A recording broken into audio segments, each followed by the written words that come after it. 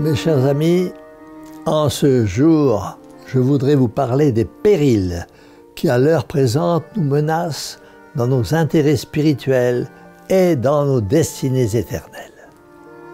Ces périls sont nombreux et sont graves. La paix n'est pas de ce monde. Nous devons combattre l'ennemi de notre salut pour garder la vraie foi.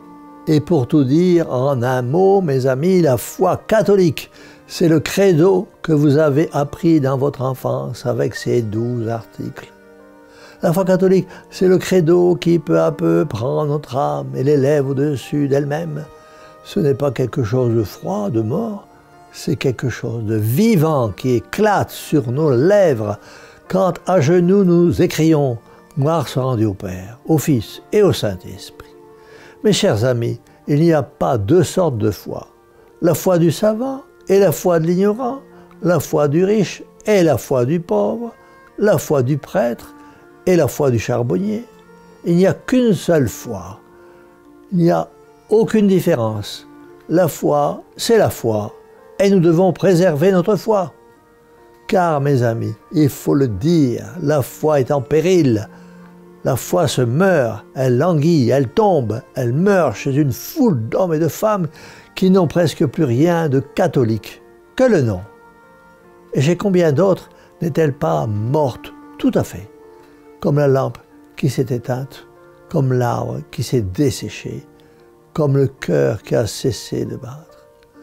Nous en avons la preuve chaque jour. Chaque jour, la foi s'affaiblit et se meurt. Il est temps de réagir pour que nous ne soyons pas emportés par ce tourbillon, par cette tempête. Il y a pour la foi deux sortes de périls, les périls du dehors et les périls du dedans. Les périls du dehors sont nombreux, ils viennent du temps, du milieu social où nous vivons. La foi chrétienne est comme l'antique Carthage, vouée tous les jours à la destruction et à la mort. Aussi bien malgré la liberté de conscience expressément reconnue, proclamée dans nos constitutions, les catholiques traditionnels sont exposés à pâtir de leur foi et ils en pâtissent et ils en souffrent. Les catholiques fidèles à la tradition des pères de l'Église, des saints et des papes et des martyrs sont soupçonnés, dénoncés, inquiétés. Leurs noms sont inscrits avec des marques de défaveur et tout cela parce qu'ils veulent rester fidèles au Christ et à l'Église de toujours.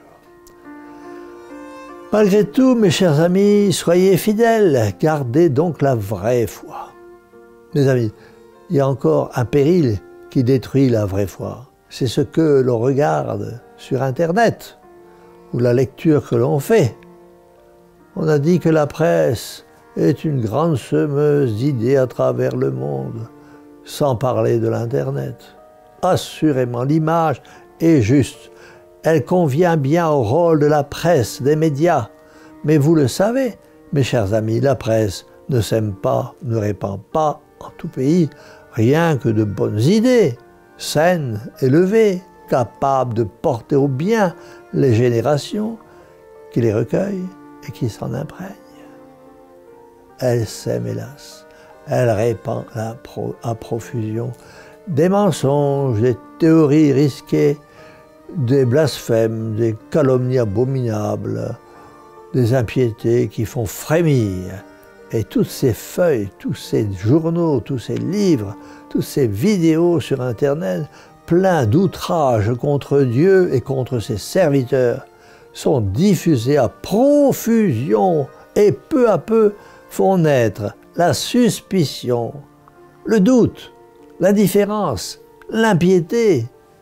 Et comment voulez-vous, mes chers amis, que la foi résiste dans les âmes qui, par la lecture ou la vision quotidienne, se font les complices des ennemis de Dieu, de Jésus-Christ, de la sainte tradition de l'Église? C'est impossible. C'est aussi impossible que de vivre en se nourrissant de poison.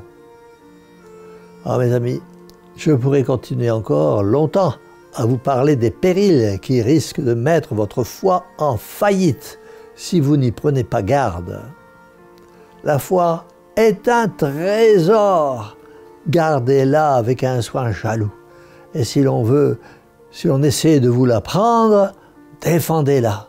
Défendez-la comme les martyrs l'ont défendue, au prix de leurs biens ou au péril de leur vie.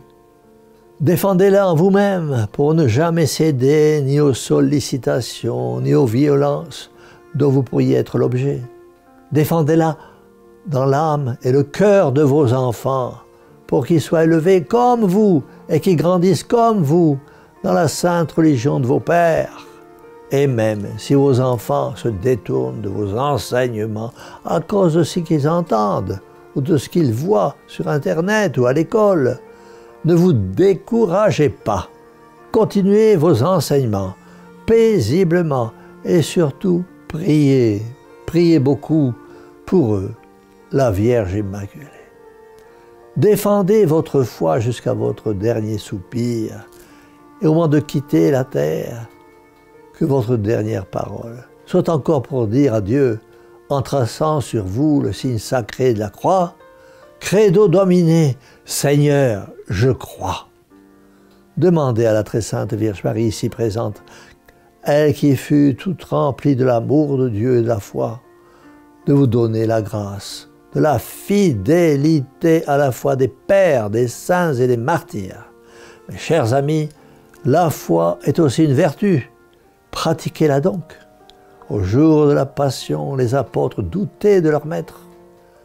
Nous aussi, nous sommes en des jours tourmentés où tout ce qui est bon, juste et saint est raillé, bafoué, calomnié, crucifié. Quelles que soient vos humiliations, vos souffrances, vos épreuves, vos deuils, vos fautes même, faites comme le saint homme Job. Adorez Dieu et bénissez-le. C'est lui et lui seul qu'il faut voir, en tout le reste n'est rien.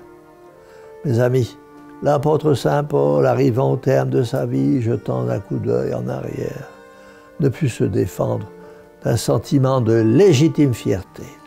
Fierté? De quoi se glorifiait-il? De son titre d'apôtre? Non. De ses extases, de ses visions? Non. Des églises qu'il avait fondées? Non plus.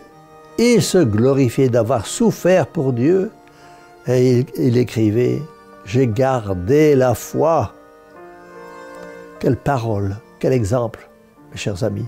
Tenez bon contre les vents d'impiété qui font rage autour de vous, car rien n'égalera votre mérite et votre gloire si un jour, fidèle jusqu'au bout, vous pourrez devant Dieu et devant les hommes vous écrier avec l'accent de saint Paul, « Seigneur, je m'abandonne à vous, j'ai gardé la foi ». C'est pourquoi nous élevons notre cœur vers le ciel et nous disons « Ô Marie, mère au cœur douloureux et immaculé, sauvez-nous ». Et que la bénédiction du Dieu Tout-Puissant, Père, Fils et Saint-Esprit, descende sur vous tous et y demeure à jamais. Ainsi soit-il.